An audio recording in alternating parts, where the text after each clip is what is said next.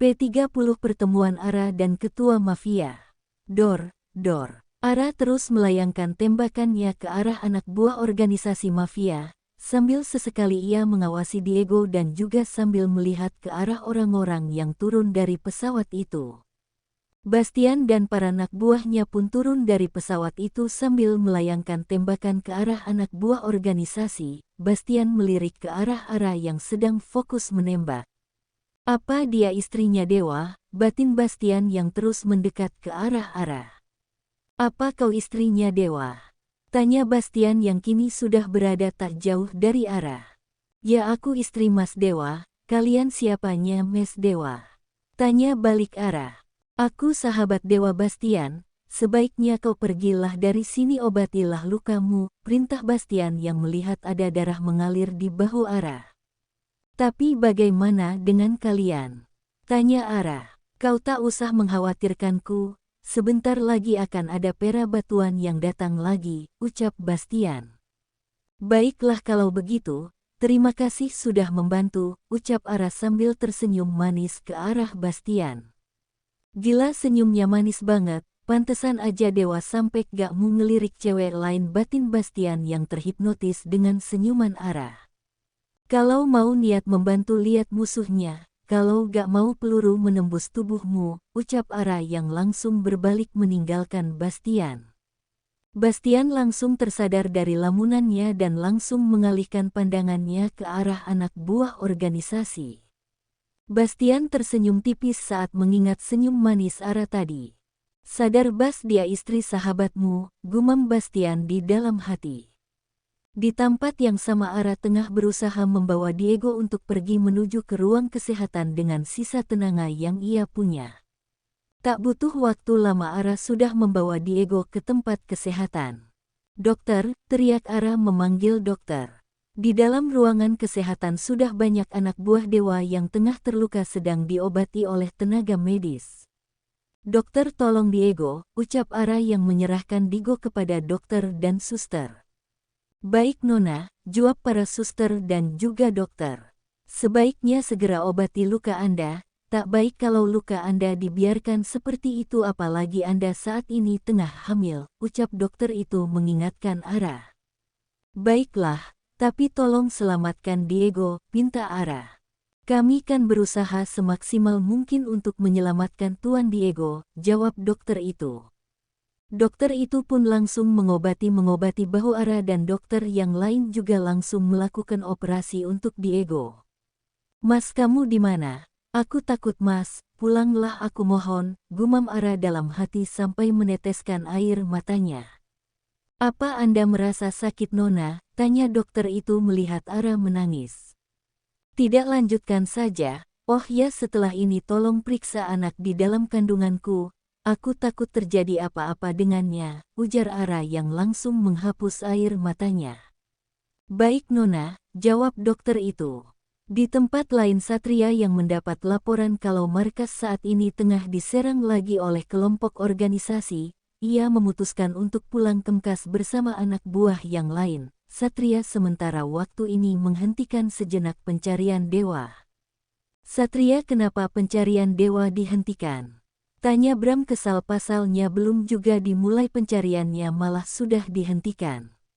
Ini untuk sementara waktu Tuan, kita harus kembali ke markas karena markas kembali diserang, jawab Satria. Apa? Markas diserang? Tanya Bram terkejut. Ya Tuan, maka dari itu kita harus pulang ke markas terlebih dahulu, ujar Satria. Baiklah kalau begitu ayo kita segera pulang. Aku takut terjadi sesuatu kepada Ara dan kandungannya, ucap Bram yang sangat mengkhawatirkan Ara. Satria dan rombongannya pun langsung menaiki helikopter untuk menuju ke markas. Tak butuh waktu lama mereka kini sudah sampai di markas. Terlihat bangunan depan markas Black Horses sudah banyak yang rusak dan banyak mayat bergeletakan serta masih ada yang masih berperang dengan senjata mereka. Sepertinya mereka sudah berhasil masuk Tuan, ucap Satria yang melihat anak buah dari organisasi telah masuk pelataran markas. Ayo turun Sat, aku takut terjadi apa-apa dengan Ara dan adikku, ucap Bram yang sangat panik dan juga khawatir. Helikopter yang mereka tumpangi pun langsung mendarat di belakang markas Black Horses. Mereka langsung lekas turun dan langsung membantu penyerangan dari kelompok organisasi. Tuan Bastian, panggil Satria saat melihat Bastian di kelompok anak buah dewa. Akhirnya kau sampai juga, ayo cepat bantu aku, ujar Bastian saat menoleh ke belakang. Ternyata sudah ada Satria dan yang lainnya. Ia langsung menghampirinya. Apa Tuan Deva ikut? Tanya Satria. Dia tidak ikut, hanya mengirim beberapa anak buahnya untuk membantu, jawab Bastian. Apa ku tahu di mana anak menantuku? Tanya Bram kepada Bastian. Anak menantu, oh perempuan tadi, dia sudah ke ruangan medis membawa Diego. Diego terluka parah, jawab Bastian. Tanpa berkata apa-apa lagi Bram langsung menuju ke tempat medis. Ia ingin memastikan kalau anak menantu dan calon cucunya baik-baik saja. Ternyata sikap dewa keturunan dari ayahnya, ucap Bastian sambil tersenyum. Ya, mereka bak pinang dibelah dua, kata Satria. Oh ya, bagaimana dengan pencarian dewa, apa sudah ada perkembangan? Tanya Bastian. Belum Tuan, hanya saja kemarin aku menemukan dompetnya, jawab Satria lesu. Ia sudah bingung harus berbuat apa lagi untuk mencari keberadaan bosnya itu. Satri takut kalau dewa sampai tak selamat. Satria sudah menganggap dewa seperti saudaranya sendiri karena dewalah Satria bisa menjadi seperti sekarang. Kau yang sabar, aku yakin dewa akan baik-baik saja. Dia itu orang yang kuat, nanti aku dan Deva akan membantu untuk pencarian dewa, ujar Bastian sambil menepuk-nepuk bahu Satria. Terima kasih Tuan, kata Satri sambil tersenyum senang karena Bastian dan Deva akan membantu dalam pencarian dewa. Nah gitu dong, senyumkan makin ganteng kalau senyum, goda Bastian sambil ikut tersenyum. Maaf Tuan, saya masih normal, ucap Satria yang melangkah mundur satu langkah ke belakang. Bastian pun tertawa terbahak-bahak saat melihat sikap waspada dari Satri. Ah, kau ini ada-ada saja. Aku juga masih normal ya, aku lebih suka membajak sawah ketimbang membajak pohon pisang, ucap Bastian masih dengan tawanya.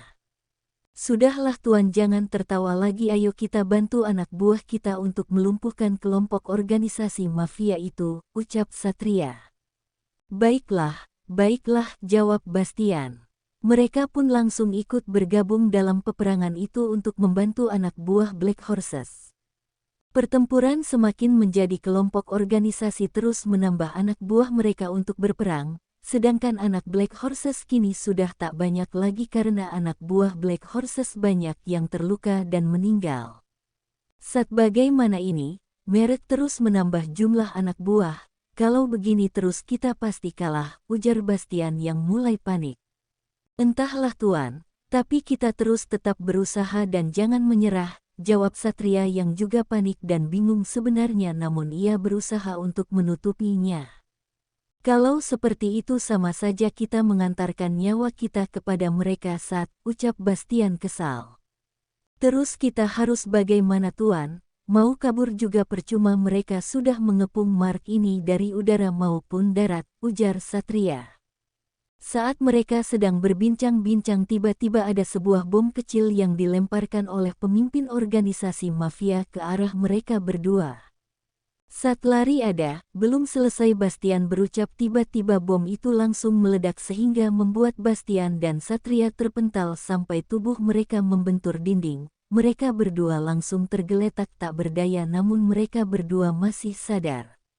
Hahaha, hanya segitu kemampuan kalian. Cek lemah sekali, ejek Tuan Albert sambil mengangkat tangannya untuk mengisyaratkan kalau pertempurannya dihentikan sejenak.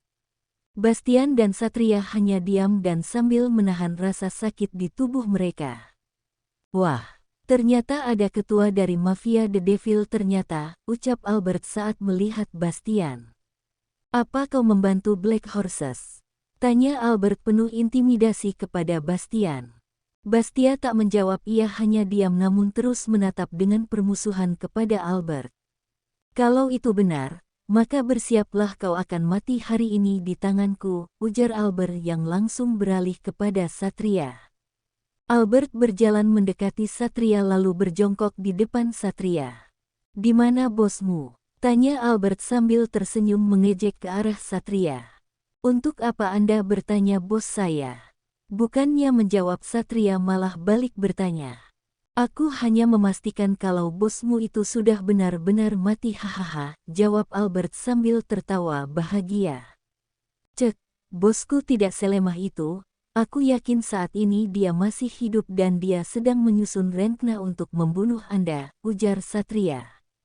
Bak, Albert langsung memukul wajah Satria. Ia sangat marah dan emosi saat mendengar ucapan Satria tadi. "Kenapa? Anda takut jika bos saya masih hidup?" tanya Satria dengan senyum mengejeknya, sambil ia menahan rasa sakit. "Aku tidak akan takut kepada siapapun. Jika bosmu benar-benar masih hidup maka aku akan mencarinya dan langsung membunuhnya saat itu juga," ucap Albert yang kesal. "Anda jangan terlalu percaya diri dulu Tuan Albert. Ingat beberapa minggu yang lalu Anda kalah tanpa bisa menyentuh markas kami itu karena bos saya," ucap Satria yang mengingatkan kekalahan Albert yang waktu penyerangan pertama. "Kau," ucap Albert sambil menahan emosi dan menunjuk wajah Satria. "Hahaha, kau benar Sat, sungguh memalukan bagi seorang ketua kelompok mafia yang memimpin puluhan kelompok mafia bisa dikalahkan tanpa pertempuran. Sungguh memalukan," ucap Bastian mengejek Albert. "Kurang ajar kau ya," bentak Albert sambil menodongkan senjatanya ke arah Bastian.